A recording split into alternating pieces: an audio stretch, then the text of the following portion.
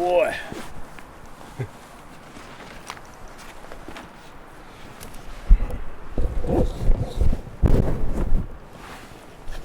Well, there's nothing wrong with that morning. Day after, late morning, whatever you want to call it. Got my hands on 3 fish. But didn't get my hands on a steelhead yet. But it's coming. It's funny. I was on fire. It absolutely poured rain all day yesterday. Last night, hail. It dumped snow up in Whistler. And the pile, it just flooded this river right up. Compared to last time I was here, there's a Squamish River behind me. And I guess it triggered the dollies bull trout into hitting. So I put on one of my favorite orange corkies. Used to do really, really well with the orange corky for steelhead in the Cowichan River. They loved it. One hole there. I guess I must have finally just hit it on the button. But I was casting over from Willows and over top of logs right here, so I couldn't quite chance throwing my camera rig in there.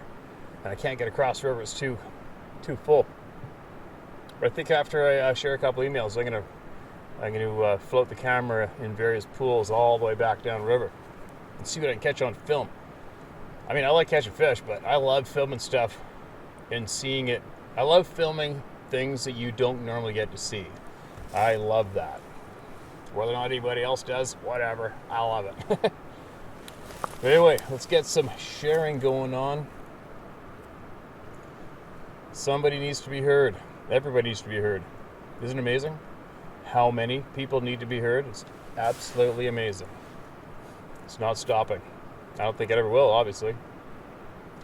Ontario, Canada, Bigfoot. I love your channel.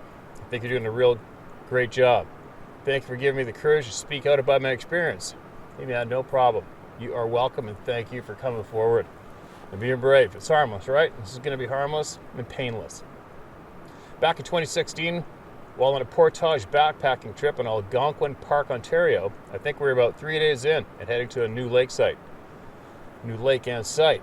As we paddled up to a site that looked great, we got to shore and started unloading our gear. Out of nowhere, these very loud, deep growling sounds came from about 20 yards in the woods. It sounded like wolves fighting or 2 bears fighting. I've never heard either of these animals, so I don't know. I looked at my best friend, and we both started throwing our gear back in the canoe. We did not stick around to find out what it was. Now, 3 years later, on another canoe portage trip, same best friend, we're on our last day of a 5-day trip. This lake was stocked with splakes, and that's a species on my bucket list. So we were leaving and got to our portage out. The site we stayed at was directly across from the portage trail.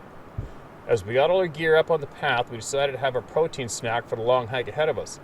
This trip, my friend's son was with us. He at the time was only 9 years old. As we were eating and talking, for some reason, I looked over to our site. I couldn't believe what I just saw. A dark, hairy, very, very big thing walking out of the woods and hiding behind a tree. I didn't say anything. I looked back and it was peeping from behind the tree, staring at us. I was dumbfounded. With having my best friend's son with us, I didn't say anything. The site was about 40 to 50 yards across the lake from the trail that we were on. I wasn't sure what to do, so I didn't say anything. I didn't want to ruin the portage and camping experience for my buddy's son. When I looked back for the 3rd time, it was gone. I know what I saw. I know 100% it was Bigfoot. I kept this to myself since. Because of our channel, I finally told my best friend, and he thought maybe that's what we heard a few years back. Well, maybe it was something that scared the shit out of us, not wanting us to be there. I just want to say thank you for giving me the courage and helping me to be able to tell people close to me. Keep up the great work. You're the best, Fred. Fred, you're the best too. And so is every other single person out there who emails in what they've seen and shares it. I don't know. I don't know who made it not okay to share it. I haven't a clue. Whoever they are one. They're just something else, right? It's just so bizarre. The amount of energy and effort put forth for how many years to keep this suppressed and looked at like it was a big joke. It's absolutely amazing. It's amazing. But it's amazing how many various different people put in such an effort to keep it suppressed in a joke and keep all of the real details away from the public. It's really bizarre. It's mind-boggling. But like I said earlier, the cat's out of the bag now, man. The cat is out of the bag. There's no going back. Everyone knows. And everybody's finding out, and everybody's understanding that we've all been lied to and misled. It's really something else, isn't it? Hi, Steve. It's Lenny from Olympic Peninsula area of Washington State. One of your viewers shared a story of seeing just the top of the head. Yay, I'm not alone. This happened to me too. I was on the creek by my home, standing there enjoying the beauty and the silence. It was really silent. Then I felt the sense of dread. The area was dead silence, only hearing my thoughts of, why is it so quiet and why do I feel the sense of dread? I don't know what was going on, but I had the sense to take some photos. I took one, then I heard one single step in the creek. One step. I don't know, somebody's coming towards me. I knew it was on 2 feet as I only heard the step. I took another photo as I could not see it. The sense of dread was so real, I was terrified. My thoughts were screaming. Was it coming? I'm leaving, now. I turned very calmly and left to the safety of my home. Why does this happen to us? The feeling of dread. Is it our sixth sense? The force being sending this message to us so we leave? Or could it be their own feelings of dread of us? Like, how can we feel others when they are sad, happy, afraid, or the multiple other feelings us humans have? I don't know. Could it be God warning us? We need to tell our stories that could save lives or help others who have PTSD from their encounters. My encounters have continued and now involved a sister. She had a Sasquatch child peer into the window one night here. That's for another day. Steve, I hope you bust the balls of the cover-up of these beings, balls and beams of light. Thank you, Lenny. All right, Lenny, thanks for emailing everybody, man. Appreciate it. And the sixth sense thing, the dread. A lot of people, I even thought about that too, that angle of whether it's their feelings being imposed on us, but I don't think so. Because if they had that absolute feeling of terror and dread, there's no frickin' way they would be closing in on us, sneaking up on us, and peeping out from behind a tree at us. There's no way. Anybody with that level of dread and terror in their soul has to and needs to and wants to get out of there. Right? It's just the way it is, man. Everybody has to and needs to get the hell out of there.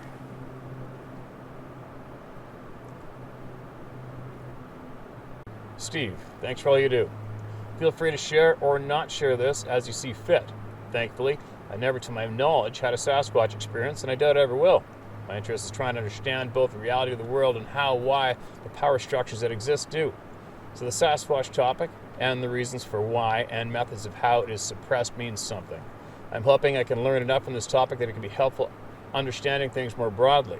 Like when you're working on a 1,000-piece puzzle, you try to find the corner pieces and a few along the edges next to them so you can start filling in towards the center. Sasquatch and why it's suppressed is a corner piece. So first, thank you for your efforts. They're appreciated and valuable. And you're welcome. It's no problem. One thing that may be helpful to either you or your audience is to think in terms of probabilities as opposed to binary outcomes. For example, I have no doubt that at least one of the stories you've read is some clown making some stuff up to see if they can get you to read it.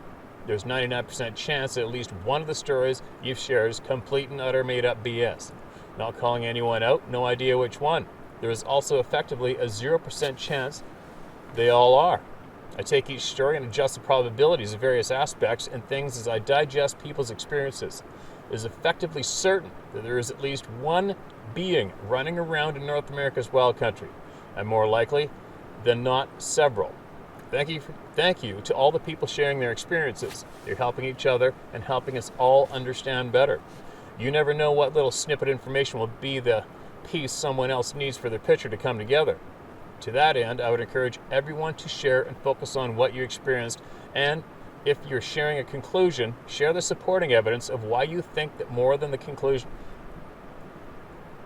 Share the supporting evidence of why you think that more than the conclusion itself. Another person writing in to say Nephilim with Bible verses isn't going to help.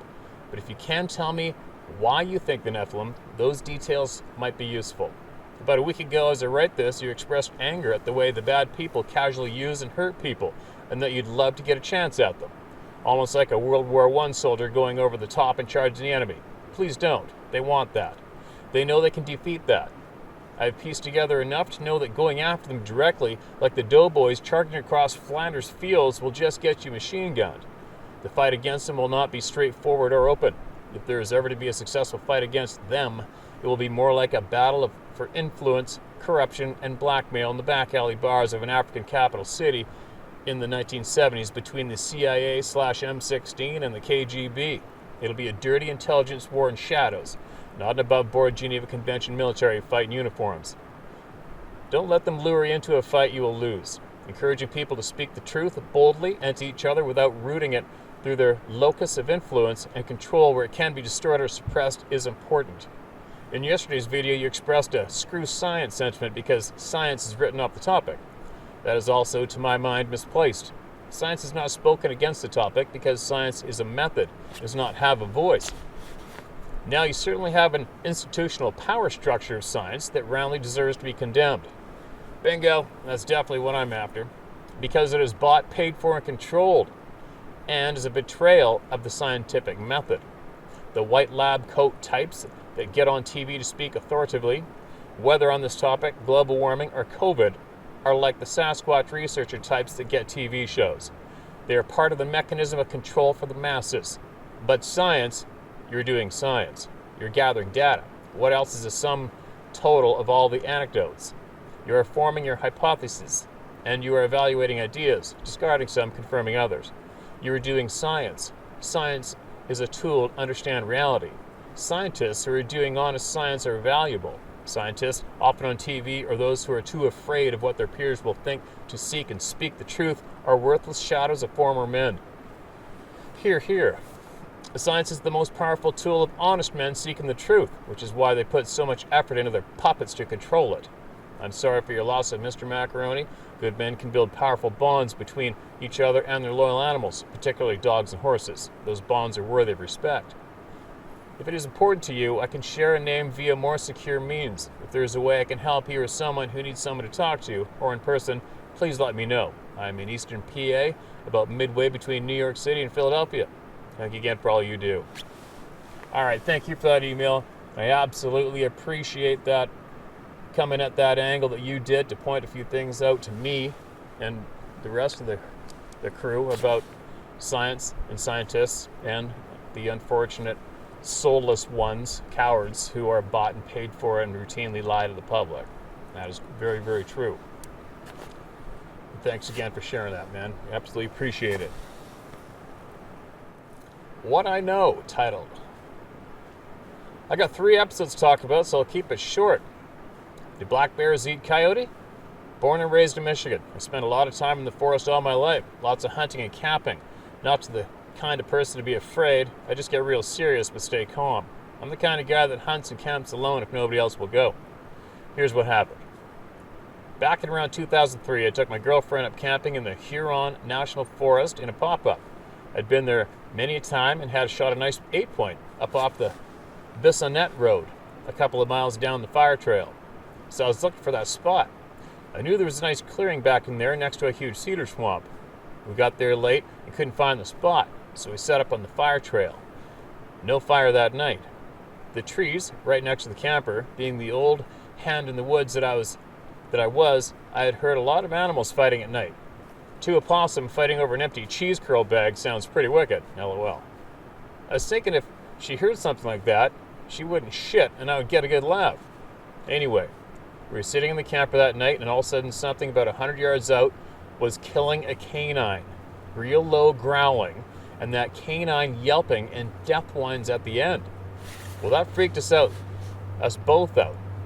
So we didn't sleep out on the beds. Instead, we slept in the trailer part, and I roped the door shut. I had several high-powered guns and large clips, plus a .45 long Colt and a .22 long rifle. So I finally dozed off.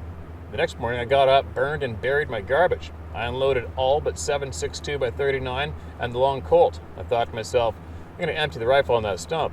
So I shot this stump 30 times, and I put the gun in the case, and with the rest in the truck. Went by the camper, started drinking coffee, and started hearing this thing out in the forest about 1,000 yards out. Spooky as hell. I could hear it getting closer. I just shot a high-powered rifle 30 times. Anything in them in the woods should have been gone, but it was coming to us. Sometimes it sounded like it was up in the trees and then down on the ground. I didn't know if I was going to be doing some battle with an alien or a rabid bear or Bigfoot. I could picture in my head my camper being found half packed and us missing, and wasn't looking forward to watching my girlfriend being ripped apart. It kept getting closer, and pretty soon she freaked out and said, "Get the rifle." I said, "It's unloaded in the truck. And if I took time to dig it out, I'd surely be seeing what the hell was making that sound. I'd just keep working on getting out of there alive." And at one point, it got so close, I ran up and laid on the horn. And then it got quiet, and I thought, shit, man, now I don't know where it is. I kept my eyes peeled in handgun range, but like I said, I didn't know if it was going to be in the trees or on the ground. When we made out to 65, a paved road, I stopped at a place called the Bear Store and asked if anyone else had told them a story like that lately. They said no. When I got back home, I went online and looked up Bigfoot research site, and it said, for Alcona County, Michigan, Bigfoot is back, and the report were trickling in to the DNR from campers of Bigfoot intimidation behavior scaring people out of the woods. LOL. It was quite a few years later when I heard that sound again. It was on YouTube. They claimed it was a Bigfoot howl. Anyhow, the second story. Now I'm living in south central Ohio, in the foothills of the Appalachian mountain chain. I got a bad knee now, so I don't get in the woods like I used to, but still fish a lot. I've been fishing in Pine Creek for catfish at night and a lot by myself, till around 1 or 2 in the a.m. Once in a while, I could feel something staring at me to the point I would get so uncomfortable I'd leave. I decided to ask a friend of mine, who, by the way, was a sheriff deputy for 11 years, if he wanted to go with me. He said, yeah. So we were down there fishing one night, and at about 1 a.m., something started throwing pebbles in the water. It would only happen when we both had our backs turned to rebait or mess with a fish. I heard it, but I didn't say a thing. We both were armed, a 44 mag and a 38 special. Finally, my friend said, "Hey Jim, I think somebody's throwing rocks in the water. The nearest house is a quarter mile away or further across a plowed field, and there's a dog over there going crazy. Never done that before." Finally, my fishing buddy said, "What do you think? Are you ready to go?" I said, "Okay." As we were leaving, a huge rock was thrown in the creek. As we were climbing the bank, all I could smell was the smell of dog shit. I thought maybe it was on our feet somehow, but when we got in the car, it went away. Last story. I'm still here in Ohio. My son is staying with me for a while. He is like me and loves the woods. One day I came home about a year ago, and he was sitting on the couch waiting on me. I came in, and he said with a look on his face, "Look at this." He had his phone in his hand. He showed me a picture of a huge footprint he found in the mud about 2 miles down the road and up a draw by a waterfall. It was February. It had toe prints in it, no claw marks. It was getting dark and the rain was in the forecast, and I got a bad knee. So next day I called a Bigfoot research group, and they came out and took a cast. They said it was 14 inches long and it's 6 inches wide. They said it was a good find. Anyhow, that's all I got, and here's the pic. And there's no pic. Uh-oh. All right, I got your email. All right, well, I'm going to have to add that email in once I get back to edit this up. And I can't comment on the pic right now because I don't have it right here. I can't wait to see it. Thank you very much for sending that in. Dear Steve, I hope this gorgeous spring weather is beginning in your neck of the woods. My condolences on the loss of your horse. Thanks, I appreciate that. Had 2 of our dogs pass in the past year, and it always hurts as they truly are members of our families. Decades ago, I had an encounter that is still clear as crystal in my mind. I can recall every detail, from the moss and the bark of the tree before me to the pine needles below, not including my last name, as I still have a security clearance and my wife works in the public field. Back in the early fall of 1987, when I was a recently minted infantry private stationed at Fort Lewis, Washington. Long story short, my unit was conducting a field problem in the South Rainier training area with the focus on doing a counter-reconnaissance along a route that our battalion scouts were supposed to infiltrate along. This entailed establishing platoon-sized patrol bases, from which squad-sized elements would set up ambushes along likely avenues of approach. As the terrain was hilly, with extremely dense forest, broken only by a couple of fire roads and game trails, these lines of drift were relatively simple to lock down. During this exercise, another soldier and I were out about 50 or so meters from the rest of our unit in what was called a listening post/outpost, or LP/OP, keeping observation of a draw that could not be seen from the main position. We had The old PVS-5 night vision goggles in those days, which were mediocre compared to the later PVS-7S and what they have now, but it was a clear night with really good illumination from mostly full moon, and the draw had lots of fallen trees, so we could observe well over 100 meters down into it from where we were set up in a hollow behind a toppled tree. So, we got ourselves situated just before twilight, and hours later, well past midnight, I was droning and trying hard not to doze off when I noticed something dark move between a pair of trees just to the limit of our visibility. I nudged my buddy, but he was already tracking and aware of the movement. He got on a TA-1, an old-fashioned field telephone that had a push-button generator on the side that provided electricity and a spool of commo wire to establish secure comms, and reported the motion to our squad leader back at the patrol base. He told us to keep tracking it and to not engage unless the target was about to compromise us.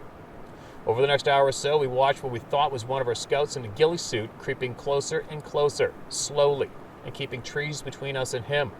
We only caught glimpses as he maneuvered forwards and had to change trees. Eye shine was quite evident, as eyes looked like light bulbs through the night observation devices. When he got about 75 meters or so away, it became apparent what we were watching was a lot bigger than a person, and we started thinking it was a bear, which my partner reported back. Our squad leader then came forward to our position and got a look for himself. He was an old, crusty staff sergeant who had done a tour in Vietnam towards the end of that conflict, then came back into the Army after a few years out. Very experienced and tactically proficient, if a bit vulgar and not socially acceptable. Sounds familiar. He took out some pyro in the form of an artillery simulator. Imagine an M80 sort of firework that lets out a piercing whistle before going boom, and a CS grenade, tear gas canister. When what we now thought was a bear got maybe 25 meters away, he pulled the fuse in the simulator and lobbed it just in front of the tree the critter was behind. It whistled, detonated, and next thing we knew, the, quote, bear, end quote, stood up on two legs and ran whooping away faster than I have ever seen anything move through the brush. It was no damn bear, and definitely not a person, as it easily was over 8 feet in height, with shoulders and arms way out of proportion to what a man might have. Both of us and I asked what the hell was that, and his response was to shut up about it, don't say anything to our peers, and if anyone from the chain of command asks, tell him it was a large bear. I'm pretty certain he knew exactly what it was, and had the CS grenade as a backup for us to extract out if the simulator didn't scare it off. We pulled back to the patrol base and changed position a couple hours later as the location was compromised by the noise of the simulator. In the end, we found out our scouts never even came near our area and were operating a few kilometers away and entertaining one of our sister companies. I did try to broach the subject with my squad leader in private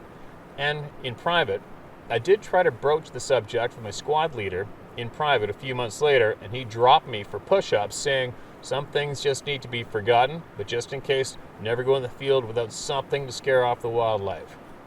Anyway, spent 3 years at that duty station and never saw one again, but did hear some odd noises, and once came across odd primitive shelters in a remote part of the same training area. They were pine trees that had the lower branches pulled down and intertwined to form a dome with other branches lining the ground beside. It stunk to high heaven inside of them, wet dog mixed with body odor and fecal matter. Been thinking about the encounter for years now and have come to the conclusion that it was just curious and trying to get a closer look at who was creeping around its woods. Also, I'm damn sure that none of the yahoos who stumbled about the woods at night calling and knocking on trees have never encountered one, because if they had, they damn sure would not be looking for one in such a matter, if at all. I have zero doubt these things are apex predators, well adapted to their environment. I don't subscribe to them having any fancy powers outside instinct cunning and a natural ghillie for a hide. I've been able to sneak so close to trained personnel as a scout that one damn near pissed on me before I scared the daylights out of him. When a soldier in proper camouflage goes to the ground, they absolutely vanish in the blink of an eye. Same with these things. They go flat and blend into the terrain, period. To an untrained eye, they appear to ghost away, easily enough for a plain old human to avoid other people out in the field, let alone something with far better senses that has a vested interest in staying inconspicuous. On the subject of sixth sense, there is something to that.